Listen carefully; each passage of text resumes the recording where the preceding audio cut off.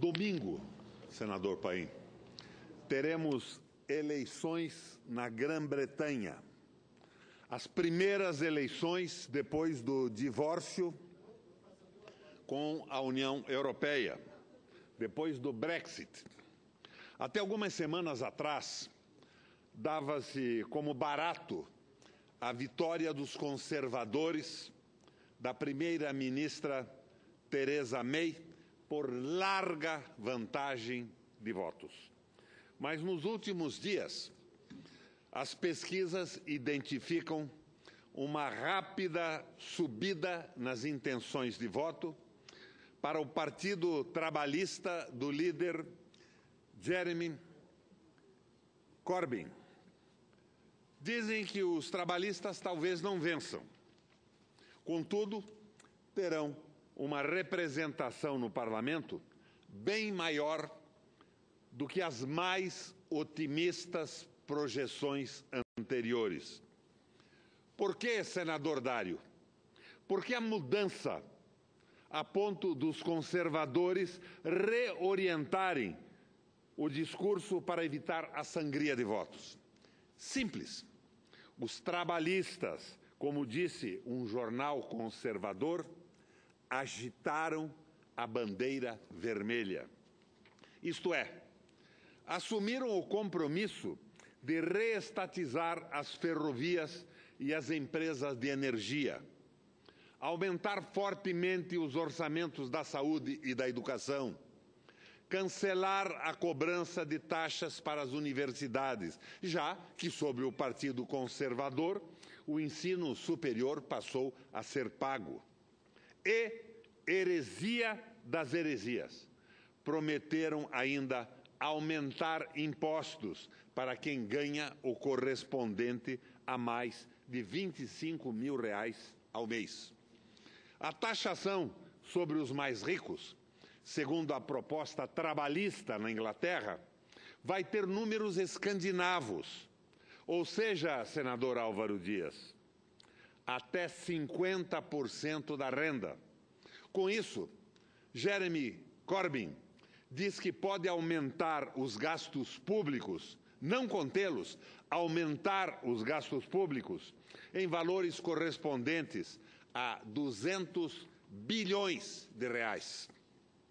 Ao lançar esse programa vermelho, Corbyn declarou: nosso país só irá trabalhar para a maioria e não para a minoria, e não para a minoria, se muitos e não poucos tiverem oportunidades.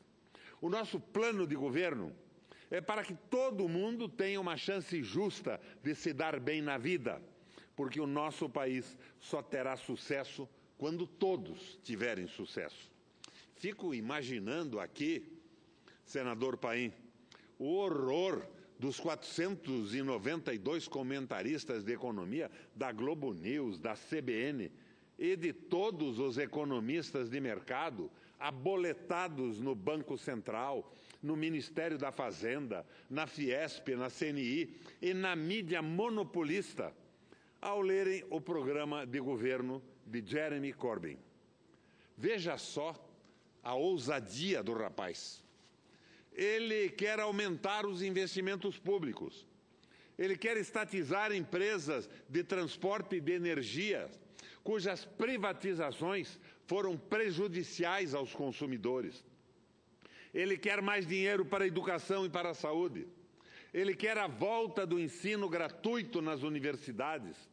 Ele quer aumentar impostos sobre a renda dos mais ricos.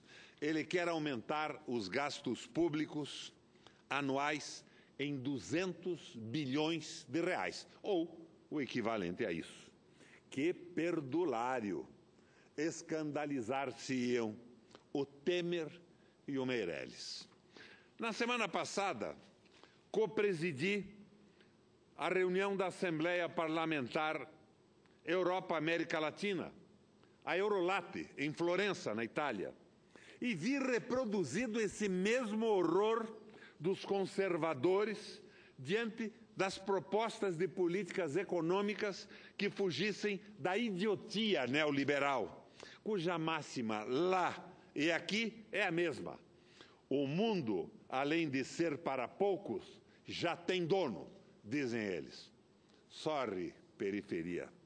A maluquice, a esquizofrenia neoliberal é de tal ordem que, em contraposição ao meu pronunciamento na reunião da Eurolat, dizendo que América Latina e Europa deveriam abandonar as cruéis e fracassadas políticas de austeridade, viu-se o presidente do Parlamento Europeu, não do Parlamento Europeu latino-americano, o presidente do Parlamento Europeu, Antonio Tajani, reivindicando suzerania sobre o nosso continente. Assim como Mélenchon na França, mês atrás, Pablo Iglesias na Espanha, ano passado, não acredito, pessoalmente, que Jeremy Corbyn seja eleito. De todo modo, senador Paim, é um alento ver no centro promotor da desgraça neoliberal o avanço de uma proposta anti-austeridade. Proposta que recupera o papel insubstituível do Estado, quer alavancando investimentos, quer incrementando as políticas públicas de educação, saúde e transportes. Como é ainda um alento ver o Partido Trabalhista inglês de volta à tradição social-democrata depois do desastre de Tony Blair, Gordon Brown. Mas parece que estes ares não refrescam a cabeça dura e insensível de nossos liberais, cujo dogmatismo torna-se cada dia mais assustador. Vejam, ainda na segunda-feira, dia 29, leio na coluna de minha amiga Mônica Bergamo, na Folha de São Paulo, que diretores do Banco Central brasileiro manifestam temor que medidas anunciadas pelo novo presidente do BNDES, Paulo Rabelo de Castro, pudessem subverter as políticas de austeridade fiscal adotadas pelo governo Temer. Destrinchando a notícia, senador Paulo Paim. Logo que empossado, Rabelo de Castro disse em entrevista ao Estadão que sua principal missão seria reanimar o setor produtivo brasileiro, voltando a financiar as empresas nacionais, já que sua antecessora, Maria Silvia, cimentara as torneiras do banco. Foi um verdadeiro Deus nos acuda. Como liberar o crédito se o governo está fazendo tudo para equilibrar as contas? Gritaram os diretores do Banco Central. Descabelou-se Meirelles, como se isso fosse possível para o nosso careca ministro da Fazenda. Apavoraram-se os economistas de mercado e os 492 analistas econômicos da Globo News e da CBN. Enfim, a nossa pátria amada, duplamente azarada.